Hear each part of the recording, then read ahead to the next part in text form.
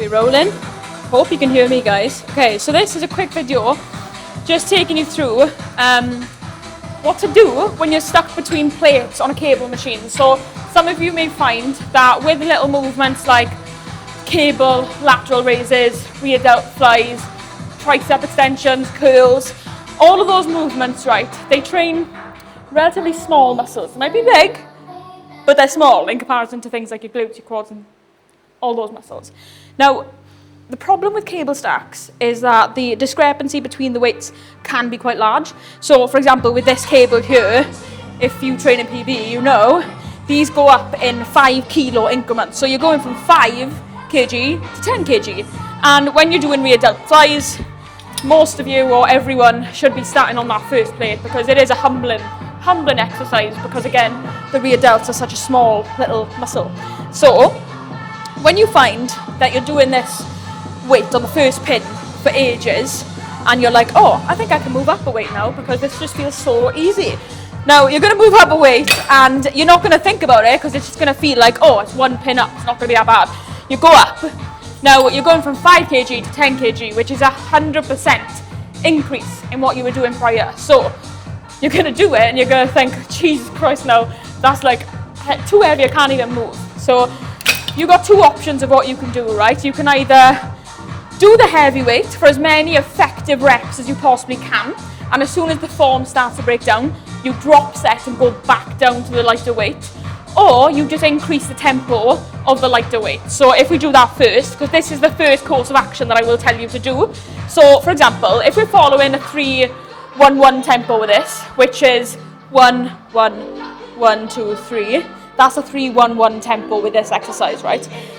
What you can do is you can add a little bit of a pause at the back here, and then you can make the eccentric longer. So you might do 4 seconds instead of 3, and you might pause back here as well in the lengthened range. So you're not increasing the weight as such, but you're doing the same, maybe even less reps, because you're actually spending more time under tension. So even though the numbers aren't changing, the degree of the tension that's been put in on the muscle, it increases a lot. So that's how you can actually progressively overload without having to add loads of reps on or loads of weight.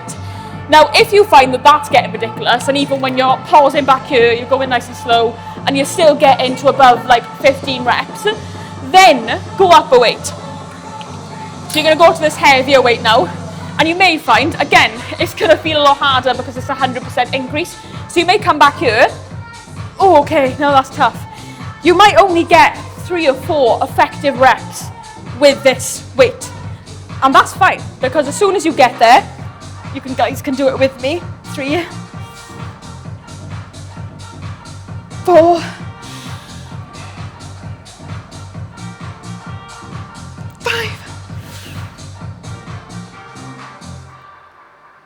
Okay, 6. I know I wouldn't be able to get another good rep out of that. If I was to carry on, I'd start shrugging the weight, and then the muscle that we're trying to target, which is the rear delt, will actually be offloaded, and the traps will start to be onloaded, which is not what you want to do. So as soon as you kind of do those reps, go back down and drop set to the lighter weight.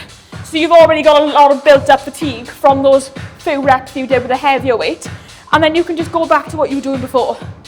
And you can log that on your app, and then next week you just make a little note and you remember, right, okay, I did 4 good reps with that heavier weight, let's try and go for 5. And then to take it till muscular failure and get more reps, you just go lighter on the weight. So I'm on about rep 8 with this lighter weight now, and it's starting to get tough. Whereas if I didn't do the heavier weight before, I probably would have been here for days doing like 20 plus reps, which is not what you want. So that is the 2 options you've got to progressively overloading without actually increasing the weight of the cable stack. So if you find that you're going up a pin and it feels a lot heavier, it's not your fault, it's the cables. Blame the machine. But yeah, hope that helps, guys, because I know that I get that question quite a lot. Thanks for listening, guys.